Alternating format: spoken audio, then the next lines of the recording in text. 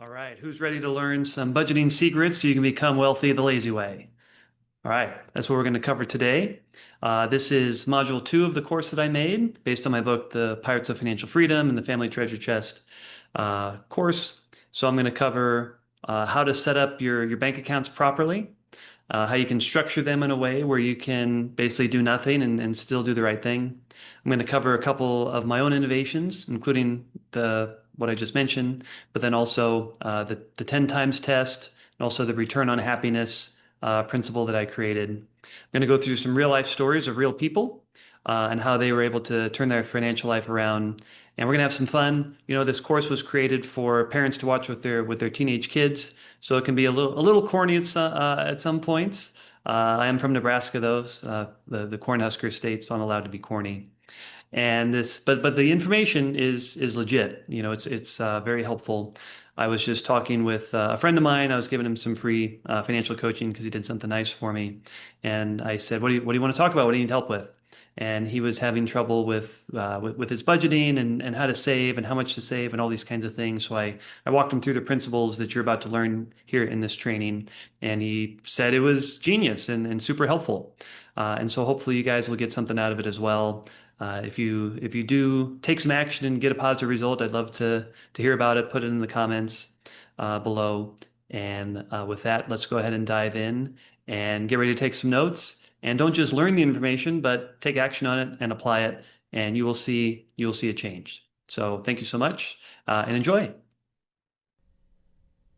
Welcome to Budgeting Secrets. Hope you guys are excited to learn a lot of very valuable information. So let me ask you a question. Who wants to become a millionaire the lazy way? Make some noise if that's you. Okay. So that's what we're going to cover today. But first, I want to talk about accountability because you guys had homework last week, and I want to make sure that you actually did it. So, how did it go?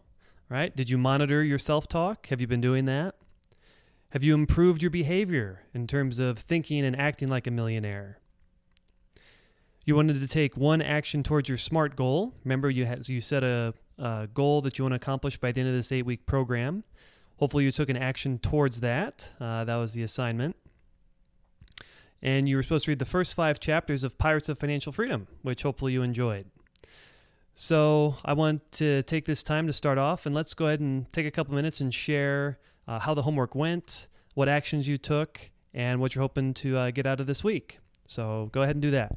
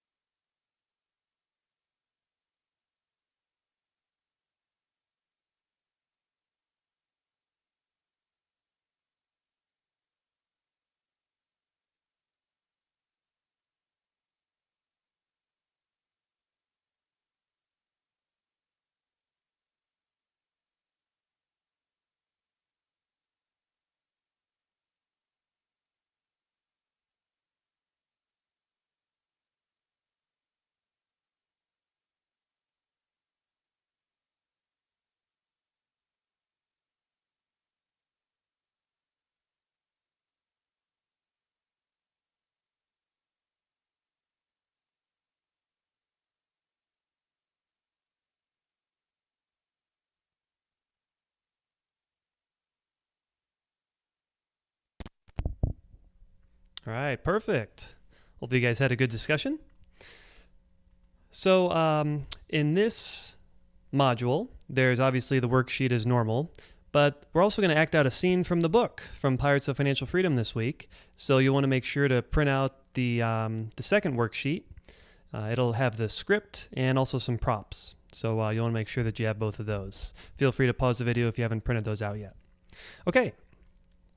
So first, if you don't have a budget, right? Everyone says you need a budget, but why? What happens if you don't have one? So first, you're going to have a lot more stress. Definitely. Ask anyone who doesn't have a budget. They're probably more stressed about their finances than people who do have a budget. Next, your money will be in control of you rather than you being in control of your money. Obviously, you want to be in control of your money, not the other way around. Next, you'll suffer from impulse buying and buyer's remorse. Okay? This is kind of this whole idea of you go to the store, you see something you want, you're not sure if you really even need it, but you just buy it anyway without giving it much thought. And later on, you oftentimes have buyer's remorse, like you regret the fact that you bought it because you couldn't afford it. It wasn't in your budget. You really didn't want it in the first place. So you can suffer from that. You're more likely to get into a lot of debt. Right? Nobody wants to be in a lot of debt. And if you don't have a budget, this becomes much more likely. You won't achieve your financial goals as quickly as you otherwise could. Right? A budget lets you map out what your goals are and put a plan together to achieve them. So if you don't have a budget, you may never achieve your financial goals, or they're going to take you a lot longer than they need to. And lastly, your paycheck will disappear, right? If you just kind of, get your paycheck and spend it on whatever you want, it has this way of the money just disappears. You don't really know where it went. So let's take just a typical example. Let's say you have a $50,000 per year job, either currently or when you graduate from college or whatever. It's a good amount of money. So you think, well, I don't need a budget. Like, that's a good amount of money. I'll just, spend it, and wherever it ends up, I'm sure everything will work out fine. So, well, first of all, that comes out to about $4,150 per month, which is good money. But you don't actually see that much in your paycheck, do you? No, you have to take out federal taxes, right? You have to pay Uncle Sam. You have to pay state taxes.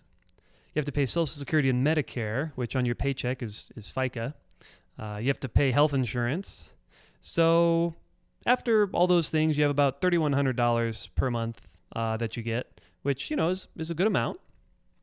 And that should be plenty to cover whatever you want, right? You'll have plenty of money to have fun, and you don't really need a budget. Well, let's see what happens. All right, let's just say you don't have a budget and you just kind of wing it. Well, you have to pay for rent, okay? You have to do the car payment, car insurance, of course, and then car maintenance because, cars usually have problems. You have to pay your student loans back. You have to pay your cell phone, of course. The gym membership because you want to look fit and lean. You have to eat, of course. You have to pay for gas for the car. You want to do some shopping, right? You have to pay for your utilities. Obviously, electricity is important. Cable and internet, you can't live without the internet, right? You got to have some fun, so you got to entertainment. You got to look good, so health and beauty. You got to pay off some of that credit card debt that you have, obviously, and other things that'll come up. So, so what happens when that... Oh, boy, nothing left. So you really haven't saved for any of your financial goals. You haven't saved for retirement. You haven't paid down any extra debt. You're pretty much at zero. Well, that money went pretty fast, but don't worry. You're going to get a $2,000 bonus, and that's going to come to the rescue for you. Well, actually, that $2,000 isn't really $2,000 because, you have to pay Social Security and Medicare and your federal taxes and your state and local taxes, and you have to pay for insurance, and obviously you're contributing to your 401k, so that's going to take out. So that $2,000 turned into $950, so that's good. You can save that. But of course, you kind of spend a little too much on your credit card, so that money has to go to paying down the credit card. And there's that stuff that you need, quote unquote, that you've been putting off. So you have to go buy that because you deserve it, of course. Boy, nothing left again. Man, that money goes pretty quickly. But don't worry, because over time you're going to work hard at your job and you're going to make over $100,000 per year, and then you'll have plenty of money. You can accomplish all your goals, right? But of course, once you make more money, you have to pay more in taxes. And well, now that you have to make more money, you want a nicer house. So you're going to have kind of a bigger mortgage. And then you want toys, of course, because you worked hard for your money and you deserve those toys. And now that you make more money, you got to look better, right? So you got to get nicer clothes and you got to go on those fancy trips, and well, you're going to get in a little more credit card debt, but that's okay. You're making more money, so you can pay that off eventually. You got to have a nicer car. Seriously, you got to join the country club because all your other friends making that much money are there. So you need to, be, fear of missing out on anything, and et cetera, et cetera, et cetera. Oh boy, no money left again. Man, what is going on here? Something's happening here, and it's called the rat race. That's what it's called. It's called the rat race. You see, you make money. You don't really keep track of it. You don't really save any of it. You make more money, and then you spend more money. And then you make more money, and then you spend more money. And you just get into this vicious cycle of working harder, and not ever getting ahead. Always feeling stressed. You do not want to get trapped in the rat race, okay? Most of Americans are probably trapped in the rat race, okay? You don't want to suffer from lifestyle inflation. Lifestyle inflation is where, okay, you got a raise, so you spend more money. And you get another raise, and you spend more money. And it's just this vicious cycle, and you never get ahead. This results in living paycheck to paycheck, okay? Meaning if you didn't get paid, let's say you get paid every 2 weeks and you miss a paycheck or 1 or 2 paychecks in a row, you'd be unable to pay your bills. And if you're unable to pay your bills, that results in bankruptcy. Okay, so you need that paycheck every couple weeks to pay your bills. So really, you're kind of trapped in your job. Doesn't matter how much money you make. Even if you make a ton of money, oftentimes it's what they're called golden handcuffs. Okay, you can't escape. If you quit your job, you can't pay your bills, and so you're stuck, right? You're stuck in that job. So here's the secret to wealth, right? Who wants to know the secret to wealth? My goodness, the secret to wealth. Make some noise if you want to hear the secret to wealth right now. That wasn't very loud. I'm not sure. I could skip it if you want. Let's try it again. Make some noise if you want to learn the secret to wealth. Okay, seem a little better. Okay, so here it is. It's not about how much money you make. It's about how much money you save. All right? You may say, no, it matters how much money you make. No, it doesn't matter how much money you make. We're going to talk about this later, but even if you make not very much money, you can still become very, very wealthy and have hundreds of thousands of dollars or $1 million net worth. Look at all these people who make a ton of money, right? There's people who make hundreds of thousands of dollars a year that have to declare bankruptcy because they lived beyond their means, right? So it's not about how much money you make. It's about how much money you save. So can you avoid the rat race and create a bright financial future? Okay, high five your neighbor and say, yes, I can. All right, so now go ahead on the worksheet, go ahead and write down how are you going to, what actions are you going to take to make sure you never enter the rat race? Go ahead and write that down right now.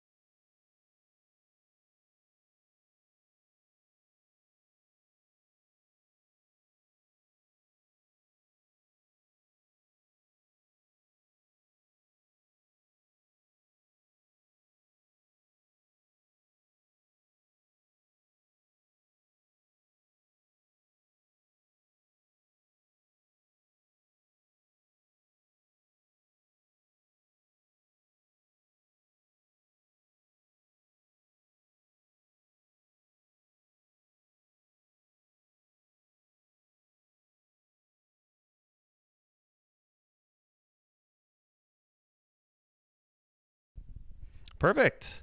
So we're making some progress here. Now what I want you to do is everyone stand up, okay?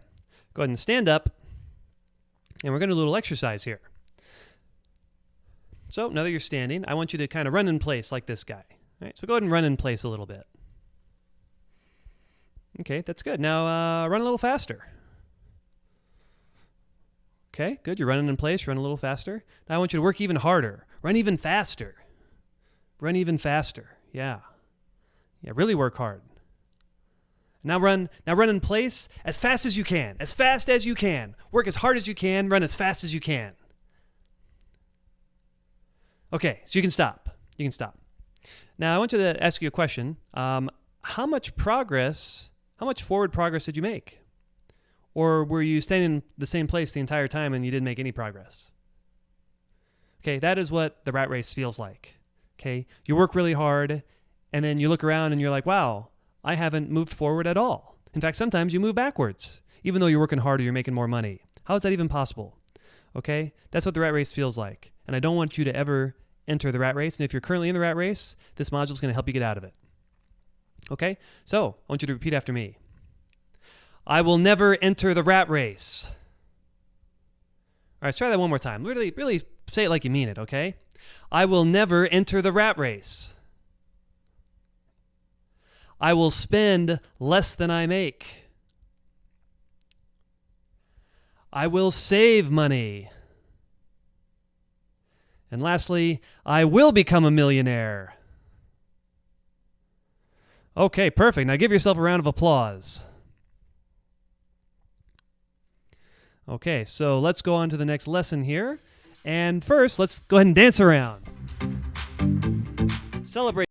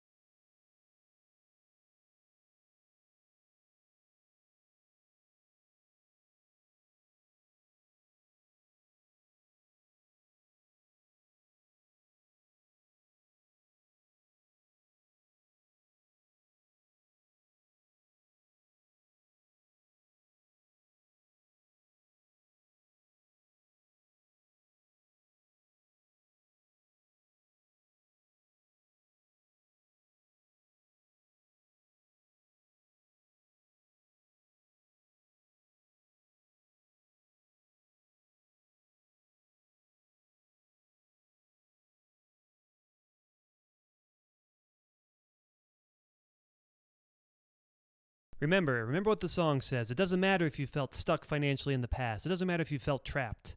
What only matters is what you're doing in the future, because you can change it all. All right, next, we're going to cover some essential budgeting concepts. These are all very, very important. But first, you might like this. Here's an important concept. My wallet is like an onion. Opening it makes me cry. Okay. That is not what I want you guys to feel. Okay, so you follow some of these concepts and you'll be on the right path to not crying when you open your wallet. All right, first, live below your means. This is probably the most important lesson you'll ever learn when it comes to building wealth. Right? It's been said a million times. It's very common advice. And basically what it means is, spend less than what you make. It's really that simple. As long as you spend less than what you make, you'll never get into debt. You'll never have to declare bankruptcy. It's just a very straightforward concept, but so many people don't follow this advice. Live below your means, okay? It's the most important lesson when it comes to budgeting and building wealth that you'll ever hear, okay? But some people will get the wrong idea and think like, oh, well, I can, if I have a budget, I can never have any fun. If I budget, I'll never get to do those things that I enjoy doing. But that is not what budgeting is. Okay, budgeting is about moderation, not elimination. And what that means is if you like buying video games or getting your nails done or whatever, okay, it's not saying that you can never do those things. It's about doing maybe less of those things, all right? Or if that's really important to you, then putting those things in your budget so you can spend responsibly and feel good. Like, oh, you know what? Before I was buying these things that I didn't really need and I felt guilty about it. But when you put those things that you don't really need, those wants, into your budget, now you can feel just fine about it because you're spending responsibly and you can feel good about buying those things because it's within your budget and you're living within your means. So think delay. This is an important concept. So rather than saying, well, I can never buy that thing, right? I can never buy that thing. Think delay and say, well, I can't buy it today, but maybe in a month or two from now, once I've saved up some more money, then I can buy it. All right, so you're not saying never, you're just saying not now. All right, so if something's not in your budget, don't be upset about it. Just say, you know what, I can't get that today, but I'll get it in the future. And then you put it in your budget to start saving up for it. Okay, that's a better way to think about things rather than just saying, oh, I can never have any fun. That's not the point, right? I want you to have fun, but I want you to have fun while being financially responsible. So it's about moderation, not elimination, and just think delaying your purchases. And I want you to reframe your mindset. Remember we talked about mindset last time? Most people think that a budget is a negative thing. They associate pain to a budget. They associate pain to not spending money on fun things. I want you to flip that, all right? I want you, when you think of a budget, start thinking happy thoughts and pleasure. Think of all the stress you're going to eliminate from your life. Think about having a big bank account. Whatever it is that's positive that comes from a budget, which are many, many things, being able to afford that vacation, be able to take the vacation in the first place, to become a millionaire, to be able to have an emergency fund built up so that you can quit your job if you don't like it, okay? Whatever it is that's important to you about having money, associate those positive feelings to having the budget, and then associate negative feelings to not having a budget. Right, we covered some of these things already. By not having a budget, you could be in debt, you could be bankrupt, you can't take those trips that you want, you're not going to accomplish your financial goals. So start to get pleasure from saving money, right? If you go to the store and normally you would buy that t-shirt and this time you don't buy the t-shirt, rather than associate a negative feeling to that, associate a positive feeling. Think, hey, you know what? I didn't buy this t-shirt. I'm being financially responsible. I'm on my way to becoming a financial success. I'm on my way to putting that money that I would have spent on a t-shirt towards this financial goal that I have. So you need to kind of rewire your brain a little bit. Next, needs versus wants, right? You've probably heard this before, but I'm going to say it again. You need to know what you're spending money on, whether it's a need or a want, okay? Needs, you need a place to live, you need to eat, you need clothing to go out in public, or, the police get upset, right? Wants are things that you don't need to survive, right? So this could be pretty much anything else, right? But there's also a difference between, just because you need clothing doesn't mean you need designer clothing, all right? So clothing is a need, designer clothing is a want, right? Shelter is a need, but living in a luxury condo that you can't afford is a want. So before you buy something, just ask yourself, is this a need or is it a want? And then you can use the 10 times test. This is something that I developed myself, and here's the basic idea. If you're buying something that's not a need, meaning a want, ask yourself, do you have at least 10 times that amount in savings? Let's take an example. Let's say you want to spend $50 on something. Okay. You're spending $50 on something you don't need. Times that by 10, so that equals $500. So do you have at least $500 in savings? Okay, if the answer is no, what that means is you're spending more than 10% of your lifetime savings on something you don't even need. Now, does that make any financial sense to you? You're going to spend more than 10% of your whole life savings on something you don't even need? No, that doesn't make any sense at all. And even if it's a candy bar, let's say you're going to spend a dollar on a candy bar. Do you have at least $10 in savings? Okay, it works all the way down there, all the way up to, let's say you want to buy a Ferrari for $300,000. All right, that'd be pretty cool, right? Using the 10 times test, you have at least $3 million in savings. Okay, so these are the types of ways that you can kind of think about money, and you can just use that 10 times test whenever you're about to buy something. And that way you can categorize it in a need versus a want. The best things in life are free. I know that's cliche, but oftentimes it's true. Okay? A lot of people think like, well, I have to spend money to be happy. Well, that's not true at all. There's lots of free things that you can do in this life and on this planet that'll make you really happy. And they don't cost anything. So I want you to start thinking, what are those things? Okay? Let's take a second right now, actually. What's something that's free that makes you really happy? Or what is something that you could do that is free that would make you happy? Let's go ahead and take a minute and go around and share one thing. Just one thing that's free that would make you really happy.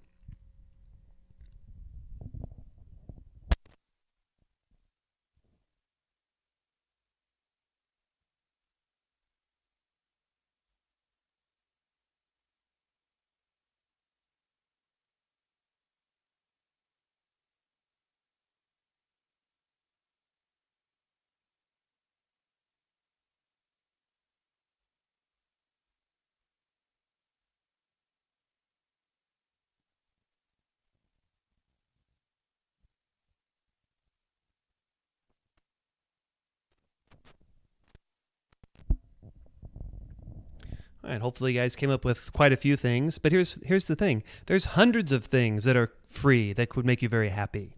So start thinking of ways that you can have fun and get the same pleasure by doing things that are free or really cheap.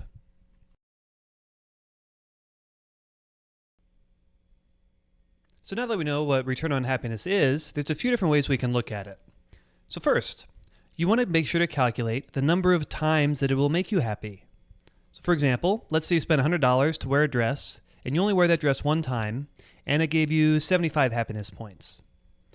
Okay, well that was a bad ROH investment because it was a negative ROH, right? You spent $100, but you only got 75 happiness points. So that wasn't a very good investment. But let's say instead you spend $100 on a new pair of jeans, and you wear those jeans 25 times, and each time you wear them, you get 10 happiness points because you like the way they fit or they like the style or whatever. And each time you wear them, you get 10 happiness points. Well, now you got 250 happiness points, and that was 150% ROH, which is great, right? So that was a good investment. So you want to make sure you calculate the number of times it'll make you happy. Next, how can you spend less money to get the same happiness points? So for example, let's say you spent $2,000 and it was on a vacation and it gave you 1,500 happiness points. Again, not a good ROH on that, okay? But what happens if you took two $500 staycations, and a staycation is basically, you do a little vacation in your hometown so you don't have to pay for flight and hotels, etc. Let's say you did two staycations, which would only cost $1,000, and it gave you that same 1,500 happiness points. Right, now you spent less money, you got the same amount of happiness, so that's good. Let's take it one step farther. What if you could spend $0 and still get that 1,500 happiness points? I mean, that's the magic formula, right? That would be an infinite ROH. Infinite. So I want you to start thinking, how can you spend less money and get the same amount of happiness? Or better yet, how can you spend less money and get even more happiness? Okay? And lastly, here's an important lesson. Don't spend money on things that don't make you happy after the purchase. Okay, because we all get that shot of happiness as soon as we buy that thing we think we want at the cash register, right? We feel good walking out the store, and okay, we feel good. All right, pretty much every purchase gets that initial boost of happiness. But I'm talking about longer term. After that initial happiness wears off, and you don't even use the thing you buy, or you don't enjoy it as much as you thought you would, don't spend money on those things in the first place. That is why impulse buys are not that great. If you see something for the first time and you think, oh, I want it, rather than buying it that same day, why don't you take 2 days to sleep on it and think, do I really want it that much? Most of the time you'll realize you didn't really want it that much in the first place. It was just you had this emotional reaction as soon as you saw it and you thought you wanted it. But now that you thought it over, it's like, well, I'm glad I have my money in my pocket. So, can you take control of your budget and become a master of your money? High five your neighbor and say, yes, I can. All right, perfect. So now, go ahead, write down what actions are you going to take based on the lessons you just learned. What are you going to change about how you look at things moving forward? Go ahead, take your worksheet and write it down on the piece of paper.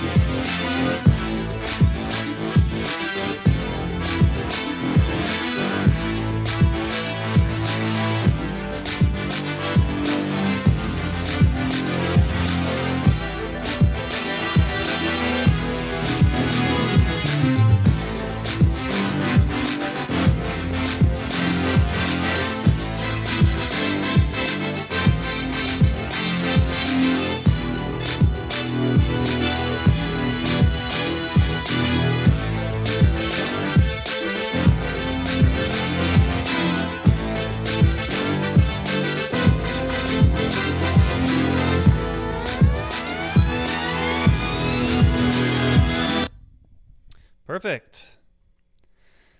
Okay, let's go ahead and share what you've learned so far.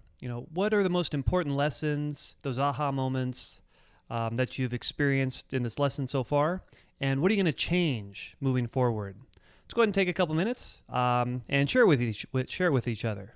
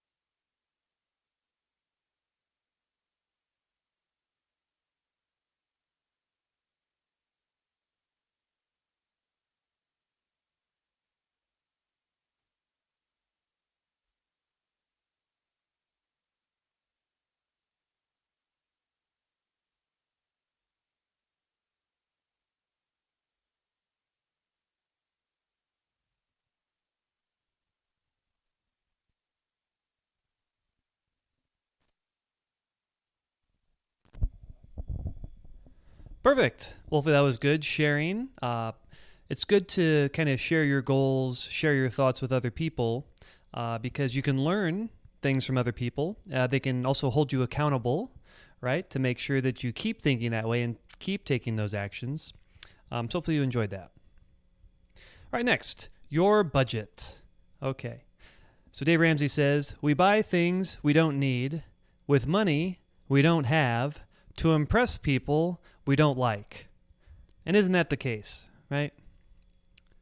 All right, let's talk about a couple budgeting concepts. So this is called the 50-30-20 budget.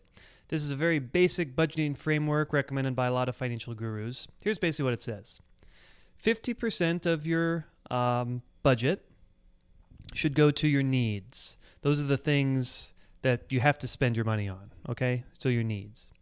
30% goes to your wants, right? The things that you don't really need, but that you want. And obviously, you want to have a happy life and enjoy the money that you earn. So spending money on wants is perfectly okay, right? And then lastly, 20% goes to savings and debt repayments.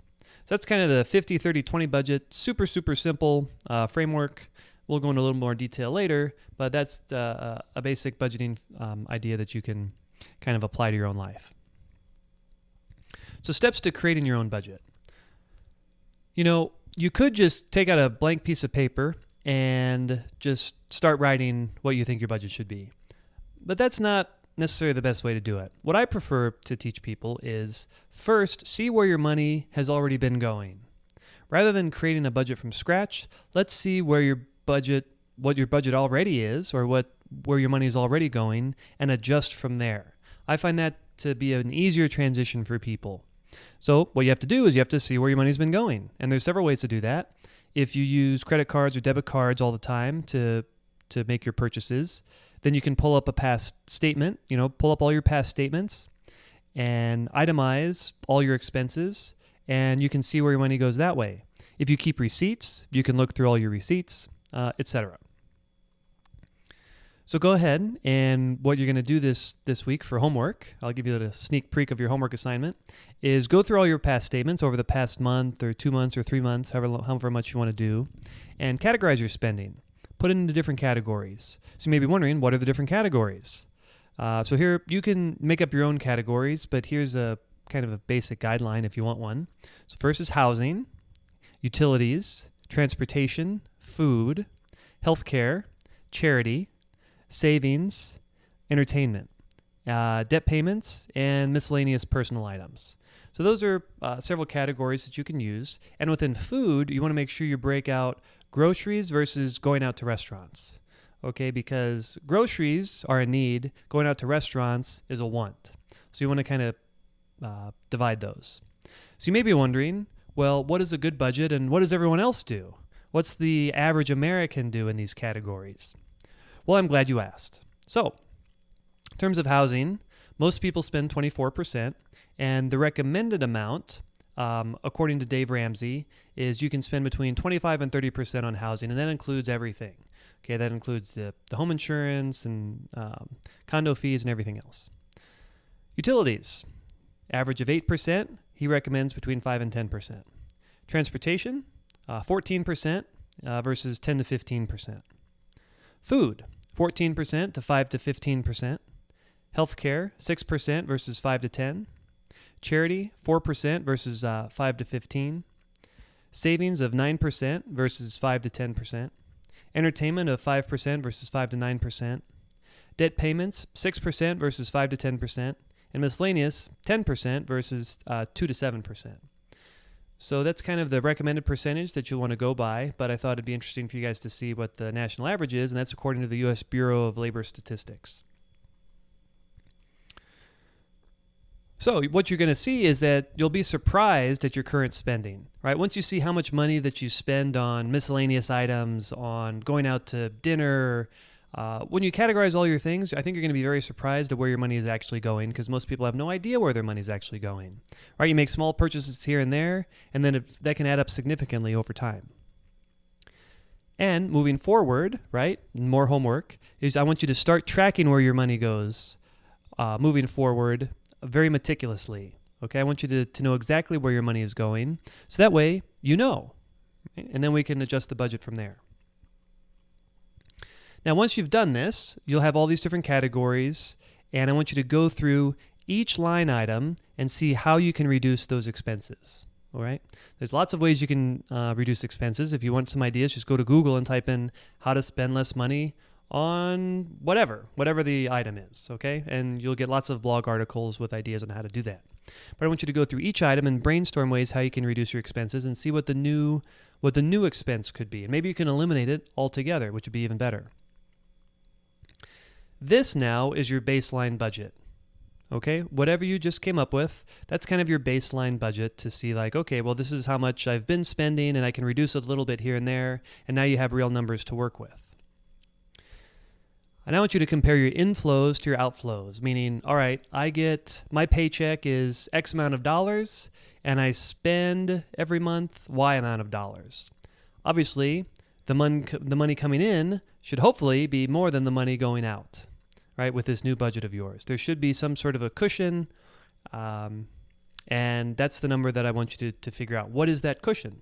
Okay, because once we know what that number is, then we can add in your financial goals. All right, there's lots of financial goals. I'll just give you a listing of some things to think about. You know, building your emergency fund, which we'll talk about in the future. Saving for college, having a fun fund. Why not, right? You're saving for other things. Why not save for fun? Saving for retirement, saving for an upcoming wedding, a financial freedom fund, right? Wouldn't that be cool to have a fund that's just meant for your financial freedom? Buying a car or a home, saving up for future repairs, right? Guess what? Something's going to happen to your car. You're going to have to take it to a mechanic. Guaranteed at some point, something's going to happen. Something's going to happen to your home. Your washer and dryer is going to break, whatever it is, right? People call these a quote-unquote emergency. Oh, my goodness, I didn't expect this to happen. But that's just poor planning, right? You know certain things are going to happen in the future. You know you're going to have to save money for Christmas or holiday presents. You know you're going to have to save money for braces for your kids or whatever it is, right? It's just that no one saves for those things, and once they happen, they get stressed. So start saving for expenses you know you're going to have in the future. Start budgeting for those now. Maybe you want to pay down debt faster. Maybe you want to give to charity, or whatever your financial goals are, right? Once you know what the difference between your income and your outcome, or your income, your inflows and your outflows are, then we can start to budget for whatever your financial goals are. The question is, are your goals funded, and will you accomplish those goals in a reasonable amount of time? Okay. If the answer is no, well, then you have a few choices. One, make more money. All right, we have a whole module on that in the future on how to make more money, but that's one option. Most people say if you can't afford the things you want, spend less money. But I say if you can't afford the things you want, make more money. I think that's more fun. So that's one option. The other option is you spend less money, right? Which is what most of the financial people say. Certainly easier to spend less money than it is to make more money in most cases. But you have those two options. So here's a way to spend less money. I want you to do an aggressive, temporary budget. Like really cut everything to the bare bones. Like you think, oh, I could never survive on this small amount of money kind of a budget, but just do it for a temporary amount of time, a couple months or something. That way you don't feel like you have to live that way forever. But it's going to be very interesting what happens when you do this. You're going to realize that a lot of those things that you thought you needed, you don't need. Another thing that's going to happen is that when you're forced to spend such a small amount of money, you're going to get more creative on how you can make that budget work.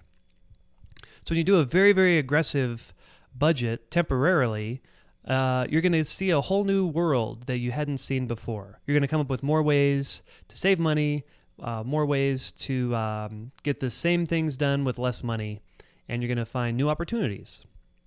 So for example, maybe you do a $100 per week challenge where you just give yourself $100 for a week, and that's all the money that you have to spend on all your wants, all your discretionary items, or whatever the number is for you, right? Make it very, very a small amount of money and see what happens. So the question is, can you create an awesome budget for yourself? High five your neighbor and say, yes, I can. And now, go ahead, write down, what is your budget going to look like? What are the most important lessons you've taken from this? Go ahead and get the worksheet and write it down.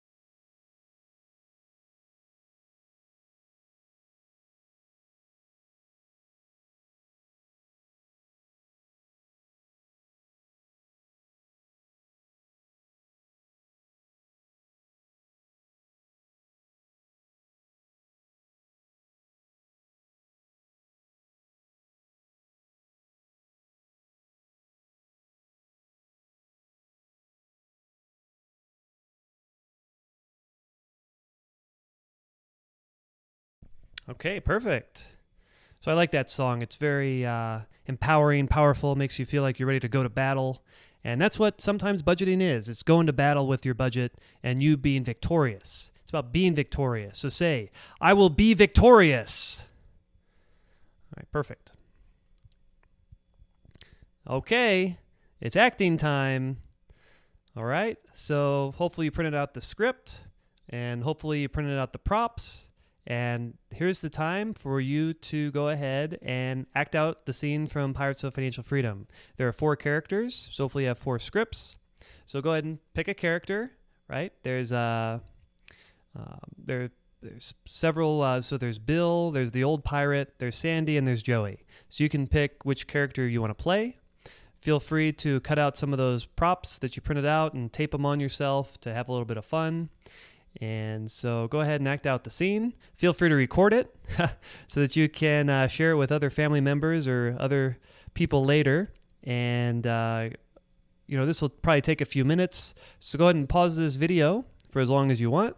Go ahead and act out the scene and have some fun with it.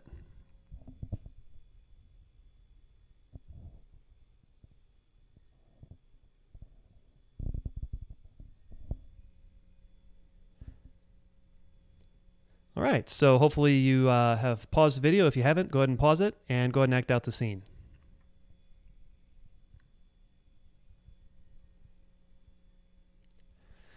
All right, welcome back. Hopefully that was fun. Hopefully you had a great time acting out that scene from Pirates of Financial Freedom, and hopefully you learned a couple lessons as well. All right, perfect. Next, set yourself up for success. That's what it's all about, right? Here's this one you might find amusing. The only exercise I've done this month is running out of money. That's how it is for a lot of people, but not you guys. Not you guys. No, you guys are taking action and putting a budget together, which will be great for you. Success the lazy way, right? That's what we want, right? You don't want to work hard towards becoming wealthy. You want to do it the lazy way. Raise your hand if you want to do it the lazy way. If you want to do it the lazy way, say I. Oh, perfect. So the way you do this is first you have to set up your bank accounts the right way. And we'll go over how to do that. Basically, you want to set things up so everything's kind of taken care of. Next, you want to make it automatic, right? Making things automatic is fantastic, right? You don't want to have to take any action to become wealthy. You want it done automatically, so if you do nothing, your financial goals will be taken care of. And you want to pay yourself first. So this is a very, very common recommendation in the personal finance world. You've probably heard it several times. And it's an important concept. So what it basically says is you pay yourself before your other bills. Okay? So you, rather than paying the electric bill or whatever, you pay yourself first. Okay? Because what most people say is, I'll save whatever is left over at the end of the month. Well, guess what? There's never anything left over at the end of the month. Okay? So if that's your plan for saving and for accomplishing your financial goals, it's pretty much guaranteed to fail, right? That's why you have to pay yourself first up front when there's actually money in the bank account in order for it to actually work. The 401k is the easiest example of paying yourself first. So how does the 401k work? Basically, you have your paycheck, and before you ever see your paycheck, they deduct 10, 15%, whatever the number is from your paycheck, so you don't even have an opportunity to spend it. Right? That money doesn't even hit your bank account. They keep it automatically. Again, the lazy way. You do nothing. All right? So that's a great example of kind of becoming wealthy the lazy way. But you can do it with more than just your retirement savings, with more than just your 401k, which we'll cover here in a little bit. You see, failing to plan is planning to fail. Right? You need you need the budget in place, you need the automation in place, you need a plan in place if you want to accomplish your goals, because otherwise, it's probably not going to happen. So the path of the paycheck. Let's see how this works here. So you get paid, right? Then you deduct automatically from your 401k, so that's all automatic. Don't worry about that. And then the money goes in your checking account. Very basic structure. Everyone's very familiar with this. But now I want to throw in a little twist here. Consider getting a second checking account, separate from the main checking account, okay? And this checking account is for your fixed expenses. You never touch this money, right? So what are the fixed expenses? Well, this is, the rent, your car payment, your insurance, your student loans, your cable, your insurance, those savings goals that we talked about before. Whatever that fixed amount there's a fixed dollar amount, so it's the same every single month. Other bills, like your electric bill, That could vary from month to month. So that's not a fixed expense. So it's hard to predict how much you'll need for that. But with these expenses, they're the same every time. And what you do, so you'll basically set this up so that everything's automatic, right? So all those bills and payments and whatever, they're automatically sent out from your fixed expenses checking account, so you'll never be late on a bill. How nice would that be, right? The money's in the account, you know that there's enough there, and it's automatically sent out so you don't have to worry about it. You can also automate the transfer, because what you'll have to do every paycheck is transfer a certain amount of money from your main checking account to your fixed expense checking account, and you can automate that as well, right? So you know that you get paid on the 1st and 15th of every month. So on the 1st and 15th of every month, you automatically send over, $1,000 or whatever your number is to that fixed expense checking account. And within that fixed expense checking account, you want to have a cushion, right? Kind of like an emergency fund, where you have a 3 to 8 month cushion. So if you lose your job or whatever, your fixed expenses, your main bills can still get paid even if you don't have an income. Okay? So your main checking account now is for all your variable expenses. So what would those be? That's where you pay for food, for fun, for gas, for credit cards, shopping, charity, whatever your variable expenses are, that comes from that. And then once your variable expenses account goes to zero, well then you're done, right? And you know that your fixed expenses are already taken care of, and in that fixed expense account, that's where you're paying yourself. That's how you pay yourself first for those savings goals. So that's a way to kind of map out your paycheck. So you basically have just 2 bank accounts, and that's a way that you kind of automate it and make sure everything's kind of working fine in a lazy way, as you can see. So feel free to consider doing that and setting it up for yourself. Now, some people are saying, well, I don't make that much money, or I don't know if I'm going to get a very good job, or whatever you're thinking. Well, you can save even if you don't make a lot of money. All right, here's a true story of Lydia Shong. Basically, she was a 25-year-old who recently graduated from college. She got a job at Williams & Sonoma making $19,000 per year, which is not a lot of money. That's close to minimum wage, actually. So it's certainly not a lot of money. But what she did is she still contributed 15% of her paycheck, which is a big number because she had this boyfriend and he really insisted that she do this. And she was living in San Francisco, which is definitely not a cheap city. It's one of the most expensive cities in the country, actually. But she was still able to save $3,450 her first year, and that includes the company match. That's a lot of money for someone making $19,000 per year, okay? Now, at first, it was very hard for her, right? She felt like she was missing out on all these fun times and all these things, but it became easier. And here's a secret. When you set yourself a lower budget, you're going to adjust to it fairly quickly, and then you're really not going to miss out on the things that you used to think you needed. All right, humans are very adaptable, right? So when you adapt to this new lifestyle, you're able to do it. And you may not think you can at first, but why don't you give it a try? Try it for a couple months, and then you'll probably be fine after that. So, can you set up your life to automatically achieve your financial goals and to live on a smaller budget? High five your neighbor and say, yes, I can. So, based on these lessons, what actions are you going to take? Go ahead and write them down on a piece of paper.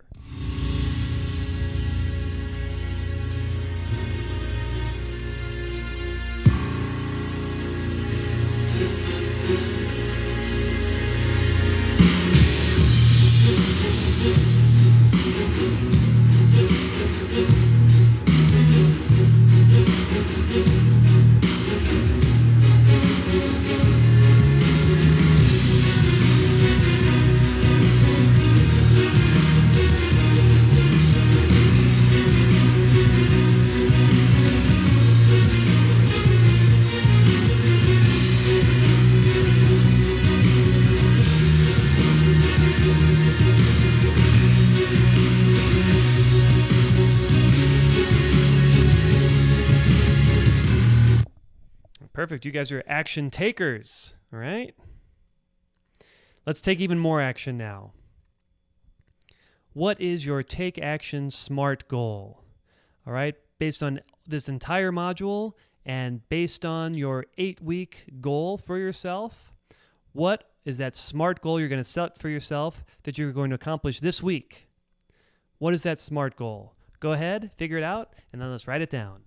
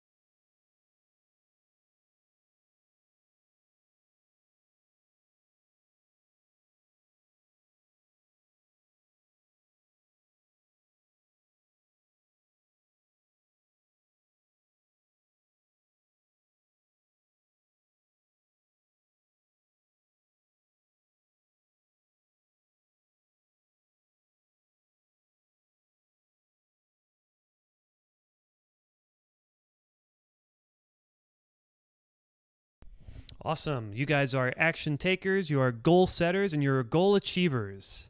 Don't ever forget that. All right, homework. What is the homework for this week? Well, first you have to see where your money has been going, right? Keep track, where has it been going, and start keeping track of where it's going in the future. Put it into categories, right? I listed several categories before. Feel free to use those or make up your own.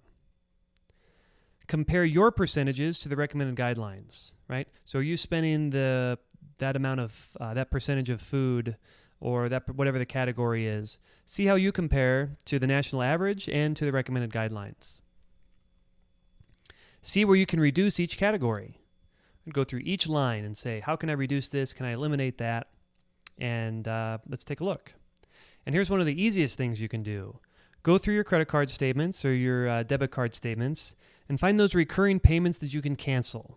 Right? Most people have that $9.99 per month thing that you don't really even need or use anymore, but you're still paying for it.